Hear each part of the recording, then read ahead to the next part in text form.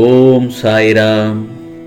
என் அன்பு குழந்தையே, நானும் வரலட்சுமியும் வரம் தர உன் வீடு தேடி வந்துள்ளோம். என் செல்லமே, உள்ளே அழைப்பாயா எங்களை? அழைத்தால் கோடி அதிர்ஷ்டம் உனக்கு. உன் சாயப்பா உன்னிடம் நான் பேச வேண்டிய விஷயங்கள் நிறைய உள்ளது. எப்போதும் என் செல்ல பிள்ளை நீ. தாய் தந்தை சொல்வதை கேட்பவர் நீதானே. அப்போ உன் சாயப்பா சொல்வதை செவி கொடுத்து கூர்ந்து கேள்.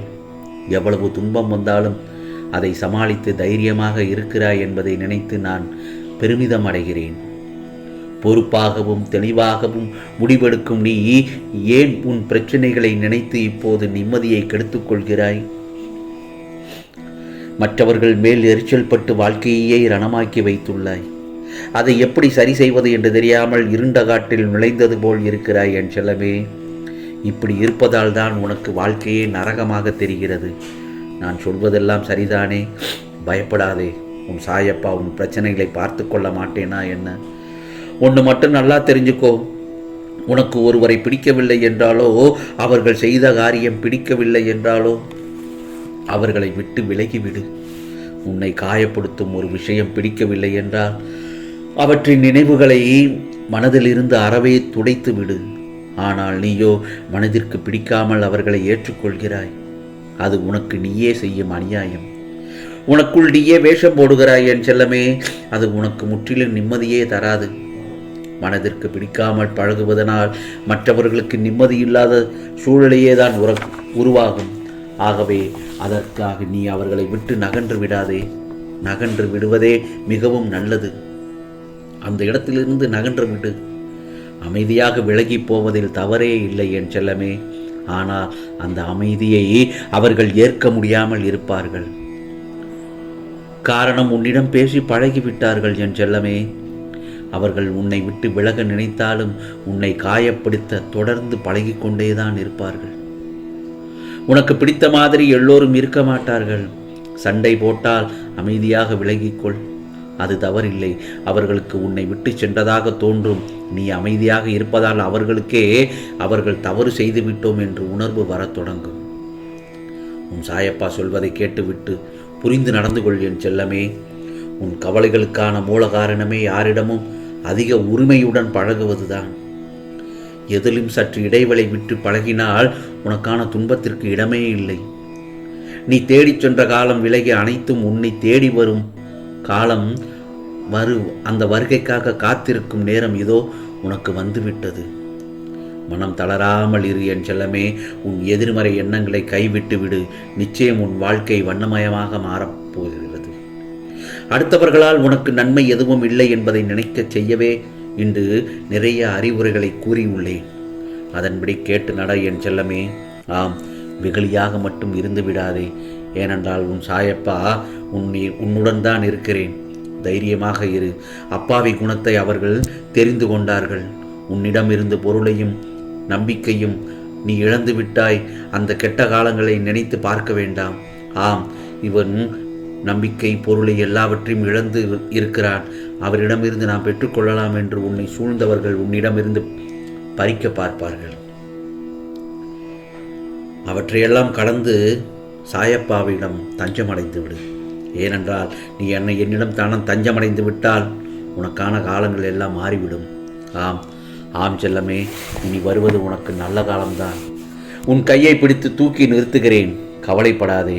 உலகில் உண்மையான உறவு என்னை தவிர வேறு யாருமே இல்லை. ஆம், அதை நீ புரிந்து கொள்ள வேண்டும்.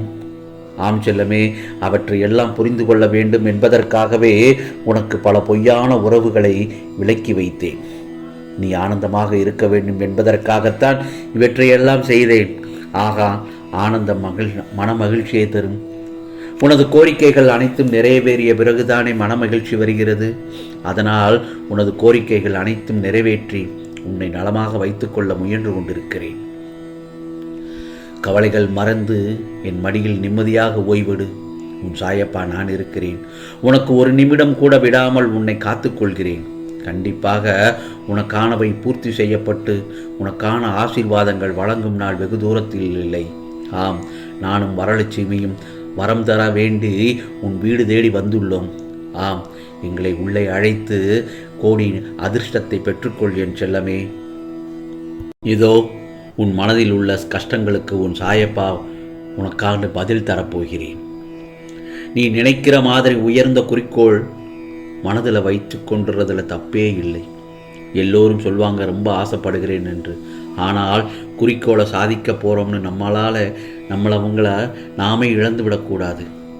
கண்ணு மண்ணு தெரியாமல் மற்றவங்கள மதிக்காமல் வாழக்கூடாது என் செல்லமே. இது நமக்கு கடவுள் கொடுத்த வரம். இந்த உலகம் உன்னை நீ மதிக்க வேண்டும் என்றால் முதலில் உன்னை நீ மாற்றிக்கொள்ள வேண்டும். உன்னுடைய மதிப்பு எவ்வளவு என்ன என்பதை நீ முதலில் புரிந்து கொள்ள வேண்டும். நீ எதற்காக பிறந்திருக்கிறாய் அப்படிங்கிறது புரிந்து கொள்ள வேண்டும் முதலில். அப்பொழுதுதான் மற்றவங்க உன்னை புரிந்து கொள்வார்கள். அந்த கடவுள் எதற்கு படைத்தார் என்பதே அப்பதான் உனக்கு புரியும். நீ இன்னும் சிறிது காலம் நடப்பதை எல்லாம் சகித்து கொண்டு இரு. நான் அனுபவித்து வரும் இந்த நிலை மாற வேண்டும், நான் ஜெயிக்க வேண்டும் என்று நீ நினைக்கும் மனநிலை எனக்கு புரிகிறது. உனக்கு மாற்றத்தில் ஏமாற்றமும் இருக்கக்கூடாது, தடுமாற்றமும் இருக்கக்கூடாது. ஆம் செல்லமே, உனது வாழ்க்கையில் சிறந்த முன்னேற்றம் இருக்கும். நீ உயர்த்தப்படுவாய். நான் வாக்கு தவறமாட்டேன் உன் சாயப்பா.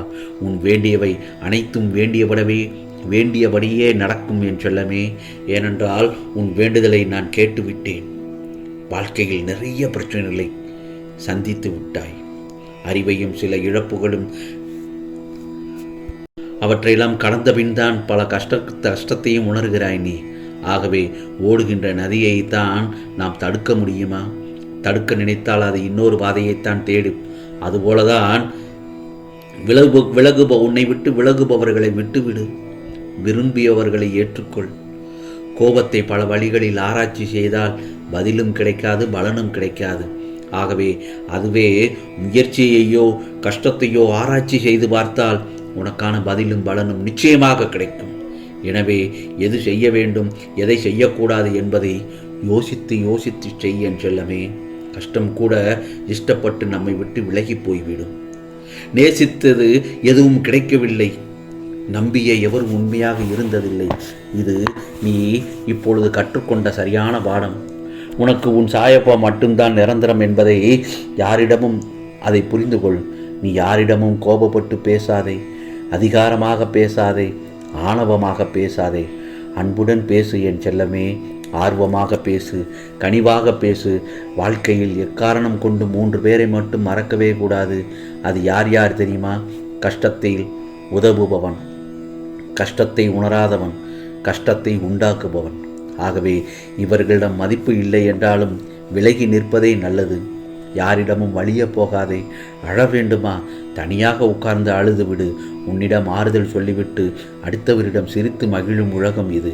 ஆகவே உன்னை தப்பாக நினைப்பவர்களுக்கு நீ செய்யும் எதுவுமே தவறாகத்தான் செய்யும்.